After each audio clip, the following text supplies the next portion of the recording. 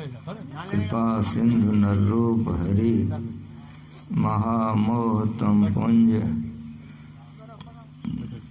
जासु बचन रवि कर निकर धन्य धन्य सतगुरु सुखदा महिमा कही न जाए जो कछु कहो तुम्हारी कृपा मोते कछु न बसाए।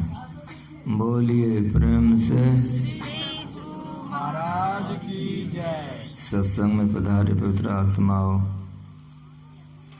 भगवान दो रूपों में हैं, एक साकार में एक निराकार में। एक को सगुण कहते हैं, एक को निर्गुण कहते हैं। और जो परमात्मा है वे सगुण और निर्गुण के परे में है। जो सगुण और निर्गुण के परे परमात्मा हैं, उन्होंने इस संसार को बनाया है। उन्होंने ही ब्रह्मा को, विष्णु को, शिव जी को, दुर्गा जी को, काली जी को बनाया है।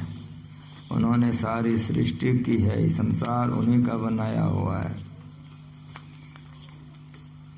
संसार में जब बहुत अधिक पापाचार, भ्रष्टाचार होने लगता है, वे सगुण रूप में अवतार लेते हैं और ऐसे सबों का नाश करते हैं। वे संसार को पवित्र करते हैं। भगवान श्री कृष्ण का जैसे धरती पर अवतार हुआ, बच्चे से संहार करना शुरू कर दिए। बड़े बड़े सब वीर, सब योद्धा सब थे, बड़े बड़े मायावी सब थे, सबको भगवान संहार कर दिया। महाभारत की लड़ाई हुई, उसमें बहुत लोग मारे गए। एक कालजवन था, लाखों लाख सेना लेकर के मथुरा पर चढ़ाई कर देता था। अब भगवान श्री कृष्ण सबको मार देते थे, लेकिन कालजवन को नहीं मारते थे, उसको छोड़ देते थे।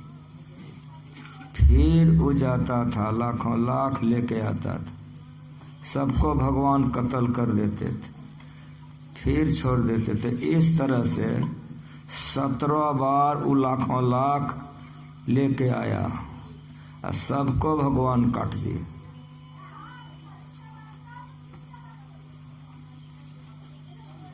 उनके बड़े भाई बलराम जी थे, उब गए। वो जाके भगवान कृष्ण से कहा, क्या नाटक करते हो? दुश्मन हाथ में आ जाता है, उसको छोड़ देते हो। कहा, दाऊ आप गुस्साइए नहीं, इसमें हमारा एक राज है। कहा, क्या राज है? कहा, सब पापी को उस समाज समेट करके लाता है और सबको यहाँ ख़त्म करता हूँ। यदि इसको मैं मार दूंगा तो हमको कहाँ कहाँ मारने के लिए जाना पड़ेगा।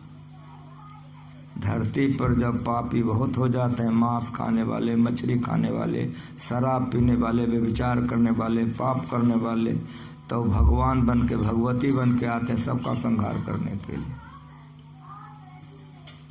17 बार कालजवन ने चढ़ाई किया, 17 बार, लाखों लाख लेकर के आता था, सबको भगवान काट देते थे, लड़ाई करके सबको मार देते थे। 18वां बार जब चढ़ाई किया, वो फिर उतना लेके आया, भगवान सबको मार दिए, लड़ाई करके सबका नाश कर दिए। जब अकेले बच गया तो झपटा भगवान पर, तो भगवान भाग गए। अब भगवान भागे जा रहे हैं, कालजवन रपेटे जा रहा है। भगवान भागे जा रहे हैं, कालजवन रपेटे जा रहे हैं। अब भागते भागते भगवान एक गुफा में घुस गए। गुफा में एक आदमी पहले से सोया हुआ था। तो भगवान एक पीताम्बरी रखते थे। वो क्या काम किए कि जो पहले से सोया हुआ था, अपना देह पर से पीताम्बरी उतारे, उसको खूब बढ़िया से ओढ़ा दिए। ये अपने खूब अनहरिया में जाके घुसिया के नुका गए। जब कालजवन अंदर आया, देखा कि पिता अमृत तान के सोया है। अरे कृष्ण, यहाँ पिता अमृत तान के सोया है, क्या समझा कि यहाँ मैं नहीं आ सकता हूँ? ये कह करके एक लात मारा खूब कस के। जो पहले से सोया था उसको लात लगे, उठ के बैठा, आंख मल के खाली देखा, कुछ नहीं किया, आंख मल के खाली देखा। जैसे देखा काल जवन में के देह में आग लग गई, जल करके काल जवन भस्म हो गया। जब काल जवन भस्म हो गया तब उधर से कृष्ण भगवान निकले। दोनों में बातचीत हुई। का कौन हो तुम? का देखते नहीं हो काला कुलोठा हूँ हम, तो हमको लोग कृष्ण कहते हैं। और वासुदेव के घर में जन्म लिया हूँ तो लोग वासुदेव कहते हैं। तो चिहा के उठा, अरे द्वापर युग आ गया, कहा आप ऐसे क्यों चिल्लाते हैं, आप कौन हैं? तब कहा हम मानधाता का पुत्र मुचकुंद है, देवासुर संग्राम में गए थे, सब असुर को मार दिए थे। जब सब मर गया तो हम आ रहे थे तो देवता लोगों ने कहा कि आपके समय का कोई लोग नहीं है, कहाँ जाना चाहते हैं? कहा कि आराम करना चाहते हैं, हम बहुत थक गए हैं। उन्होंने कहा इस गुफा में आप सो जाइए, अगर आपको कोई उठाएगा तो वो भस्म हो जाएगा। तो भगवान ने जुक्ति से सब दुष्टों का संहार करवा दिया, अंतिम में काल जवन को भी जलवा दी। कितने का नाश किया। जो स्तुति करेंगे, प्रार्थना करेंगे, उपासना करेंगे, ध्यान करेंगे, वो असुर नहीं कहलाएंगे। गीता का ज्ञान है, वे असुर नहीं कहलाएंगे। इसीलिए जितने संत महात्मा हुए हैं सबों ने ईश्वर भक्ति का तो प्रचार करवे किया है, लेकिन सदाचार का बड़ा जरूरी है। जो लड़की सदाचारनी होती है उसके हृदय में शांति होता है। लोग कहते हैं देखो ये भगवती है। जो लड़का सदाचारी होता है उसके हृदय में बड़ी शांति होती है। लोगों कहता है कि देखो ये लड़का नहीं तो भगवान है। आसुरी संपदा और दैविक संपदा शुरू से आ रहा है। जो साधु महात्मा के बातों को मान करके चलते हैं उसको शांति मिलती है। वो झूठ नहीं बोलता, चोरी नहीं करता, व्यभिचार नहीं करता है, कुकर्मों को नहीं करता है, इसीलिए वो बड़ा शांति से जीता है। सबरी का जीवन जितना शांतिमय था, रावण का जीवन उतना शांतिमय नहीं था। भगवान गए, सबरी ने पूजा की और भगवान गए रावण को मार दिए। आचरण पवित्र होना चाहिए, भजन करना चाहिए। सब संतों ने यही प्रचार किया है। मदालसा का जितना बच्चा हुआ सबको कोई दूसरा जन्म नहीं लेना पड़ा। मदालसा साधना में ऊंची उठी हुई थी। बच्चे को जब पलना पर खिलाती थी तो कहती थी तुम शुद्ध हो, तुम बुद्ध हो, तुम हो निरंजन सर्वदा, संसार माया से रहित स्वरूप स्थित सर्वदा। संसार सारा स्वप्न है, अवमोह निद्रा त्याग तू, कह रही है निज तनय से माँ पुत्र सत्वर जाग तू। एक मदालसा का लोरी है। पलना पर झुलाती थी, बच्चों को सुनाती थी। 5 से 7 साल का बच्चा होता था, सब भाग जाता था, ध्यान करके पूर्ण हो जाता था। गुरु महाराज कभी कभी संत सेवा से कहते थे कि महावीर जी, तो जी सरकार, तो मदालसा का मंत्र सुनाइए। तो संत सेवा सुनाते थे तो गुरु महाराज के आँख से टप टप आंसू जाता था। गुरु महाराज कहते थे कि मदालसा पूर्ण थी, इसीलिए उसके जितने बच्चे हुए सब पूर्ण हो गए। माँ पवित्र हो, पिता पवित्र हो तो संतान पवित्र होगा। तुम शुद्ध हो, तुम बुद्ध हो, ये आत्मा को कह रहा है, शरीर को नहीं, शरीर को नहीं। तुम शुद्ध हो, तुम बुद्ध हो, तुम हो निरंजन सर्वदा। आत्मज्ञान कहिए या ब्रह्म ज्ञान, एक के बाद। जो आत्मा को जान जाएगा वो ब्रह्म को जान जाएगा। तुम शुद्ध हो, आत्मा शुद्ध है। तुम बुद्ध हो, ज्ञान स्वरूप है आत्मा। तुम हो निरंजन सर्वदा, अंजन मन माया निरंजन मन ब्रह्म। बच्चा पेट से निकला है, पलना पर यही से खाती थी वो। 7 से 8 साल का उसका बेटा होता था, सब के सब जंगल चला जाता था। यह भी आप लोग क्या कहते हैं, एल सन, बेल सन, धोबिया का, पाठ सन, कुम्हनिया का, चाक सन, तो बेटा बेटी वैसे नहीं हो जाता है। एल सन, बेल सन, वो ब्रह्मज्ञानी थी तो अपने बेटे को ब्रह्म ज्ञान सुनाती थी। सब बेटा ब्रह्मज्ञानी हो गया उसका। जब सबसे छोटका बेटा हुआ लास्ट में, तो उसको भी यही पढ़ा रहे थे कि राजा आ गया, मुझे देख रही हो, समझ गई, समझ गई। कहाँ हम आपका बात समझ गए। कहीं राज्य कौन चलाएगा। तब वो राजनीति और ब्रह्म ज्ञान दोनों सिखाने लग गए। होते होते वो छोटा बेटा जवान हो गया, शादी कर दिया। तो तहु घर आए, मदरसा चलने के लिए तैयार हो गए। वो तहु रोने लग गए कि माँ हम तो अभी घर घुसवे किए, तुम जा रही हो, तुम रुक जाओ। बेटा ने भी बहुत कहा, नहीं बेटा अब तुम लोग अपना घर संभालो, हम लोग अब भजन करेंगे, नहीं रहेंगे। तो बेटो रोने लग गया। पुतहु ने कहा कि माँ कुछ दिन राजत का नहीं, कहा अगर आप चली जाएंगे, हम लोगों पर कोई विपत्ति आ जाएगा तब क्या करेंगे। तो कहा अच्छा इसका मैं व्यवस्था कर देती हूँ। पुतहु से कहा कागज ला, एक पेन ला, लिख दे, सोने के अंगूठी में उसको घुसा के बांध दे, कहा जाके तिजोरी में रख दो। सबसे पहली बात यह है कि तुम्हारे पर विपत्ति आएगी ही नहीं। दूसरी बात सुनो, अगर विपत्ति आएगी तो ये मेरा खोल के पढ़ लेना, कतना हूँ भारी से भारी घोर संकट तुम्हारे ऊपर आएगा, खाली इसको पढ़ लोगे तो जुक्ति मिल जाएगी। ले जाके पुतहु ने रख दिया। राजा रानी चले गए, मदरसा चली गई ध्यान करने के लिए। ये लोग जवान थे, ध्यान भजन तो करते थे, लेकिन होते होते ध्यान भजन हल्का पड़ गया।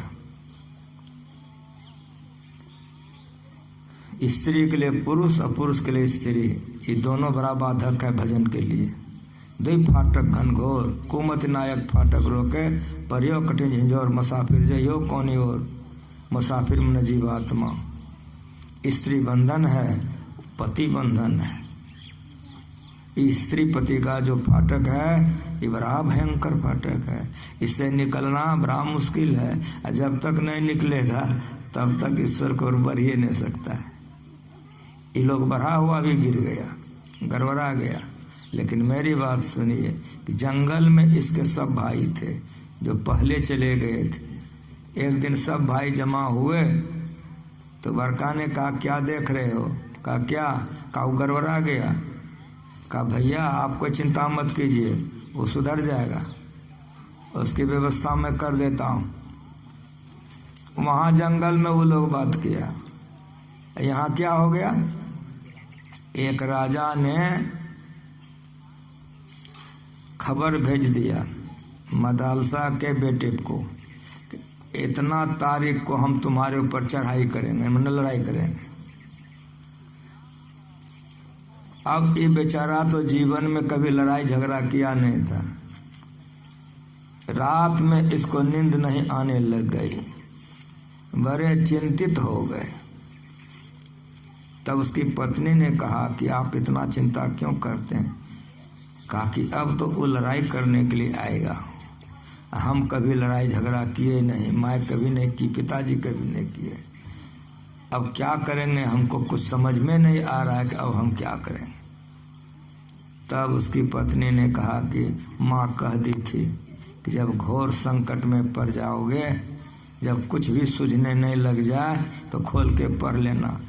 तो मैं लिख के गई है, उसको पढ़ लीजिए।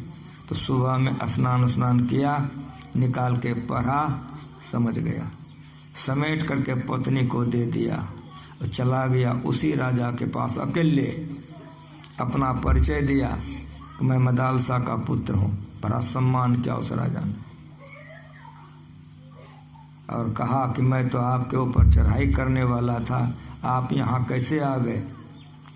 तब मदालसा के पुत्र ने कहा, अलर्क उसका नाम था, कहा कि सुनिए, आप हमारे राज्य पर चढ़ाई कीजिए, मैं आपसे लड़ाई करूं, लेकिन आपकी जीत होगी कि हमारी जीत होगी उसका कोई निर्णय नहीं है।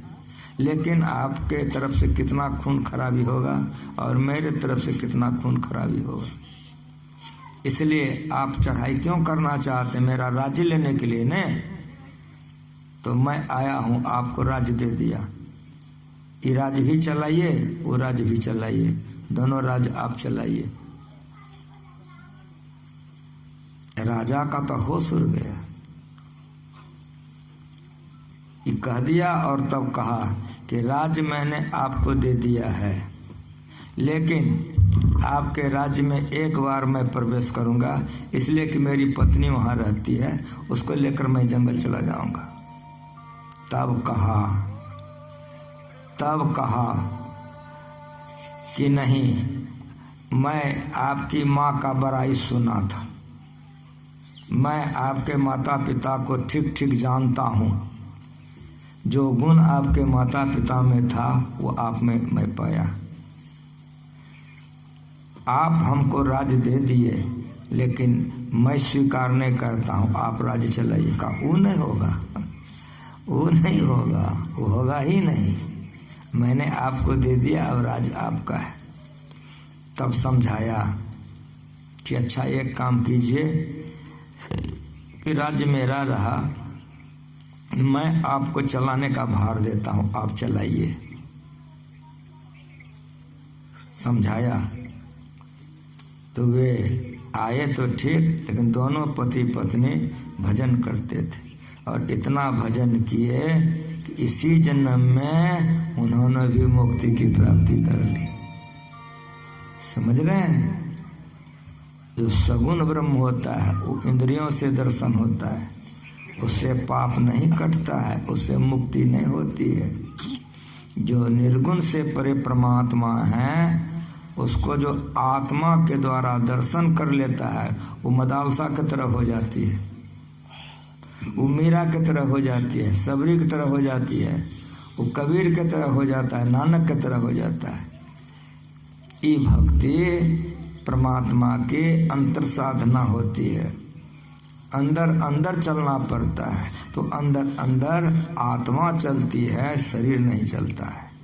इसलिए उपासना कीजिए। उपासना में मानस जाप है, मानस ध्यान है, दृष्टि योग है, नादानुसंधान है। मानस जाप करते करते मन समेट लीजिए। जो लोग भजन भेद लिए हैं समझ सकते हैं, जपते जपते मन सिमट जाएगा तो रूप आ जाएगा। अपने मन को रूप में लगाइए। जब रूप आ जाए तो प्रणाम करके छोड़ दीजिए, तब बिंदु का ध्यान कीजिए। कैसे कीजिए? तो जो लोग भजन भेद लिए हैं वो जानते हैं, जो लोग नहीं लिए हैं तो ले लीजिए। निज तन में खोज सज्जन, बाहर न खोजना। बाहर में माया का दर्शन होगा, शांति नहीं मिलेगी, कल्याण नहीं होगा। अंदर में ध्यान करके जो पाएंगे उसमें शांति मिलेगी, कल्याण होगा। कैसे जाएंगे? तो दो नैन नजर जोड़ के, यही बिंदु ध्यान है। अंदर में देख, वो परमात्मा को पाने के लिए अंदर में देखना पड़ता है। कैसे देखना पड़ता है? ये युक्ति गुरु सिखाते हैं, इसी को भजन भेद कहते हैं। दोनों दृष्टि की धार को जोड़ना है। कहाँ कैसे? वो गुरु बताते हैं, वो गुरु बताते हैं। ये बिंदु ध्यान करने वाले शरीर से ऊपर उठ जाते हैं, शरीर बैठा रह जाता है। जीवात्मा ब्रह्म ज्योति को देखकर ब्रह्मांड में चले जाते हैं, देवी देवता से भी दर्शन हो जाता है। और वहीं पर दिव्य नाद की सुनाई पड़ती है, जहाँ दिव्य दृष्टि होती है वहाँ ब्रह्म प्रकाश होता है, वहीं पर दिव्य नाद सुनने में आता है। वो नाद क्या है? वो ईश्वर के ओर से आवाज़ है, आ रही धुर से सदा तेरे बुलाने के लिए। उस आवाज़ को कौन सुनता है? तो शरीर नहीं सुनता है। तब तो शरीर में जो रहने वाली सूरत है उसी को जीवात्मा कहते हैं, वही सूरत सुनती है।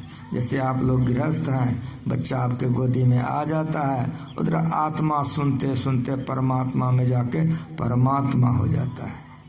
ये परमात्मा सर्वत्र सर्वव्यापक है। ऐसे परमात्मा का जो आत्मा से दर्शन कर लेता है उसका आवागमन छूट जाता है, उसका जन्म मरण छूट जाता है, उसी का परम कल्याण हो जाता है। लेकिन एक जन्म का काम नहीं है, जन्म अनेक का काम भाई। बहुत जन्म लेते लेते करते करते अनेक जन्म संसिद्ध अनसंत कहावनम, एक जन्म ऐसा हो जाएगा फिर संसार में नहीं आना होगा। ये भक्ति करने वाले को आचरण पवित्र रखना चाहिए, खान पान पवित्र रखना चाहिए। इन्हीं शब्दों के साथ गृहपति ने सत्संग जब कराया था, धन का सही सदुपयोग यही होता है। जो साधु महात्मा सत्संग के सेवा में खर्चा करता है 10 गुना बढ़ता है। गुरु महाराज आशीर्वाद दे के गए हैं, इसलिए सत्संग साधु सेवा में खूब खर्चा कीजिए। शरीर की पवित्रता इसी में है, ये काम करने वाले का शरीर पवित्र होता है और मन पवित्र होता है। इसलिए तन लगा करके, मन लगा करके, धन लगा करके सत्संग ध्यान बराबर करते रहिए, तो लोक परलोक दोनों बनेगा, दोनों जगह कल्याण होगा। इन्हीं शब्दों के साथ एक बार प्रेम से बोलिए आरती संग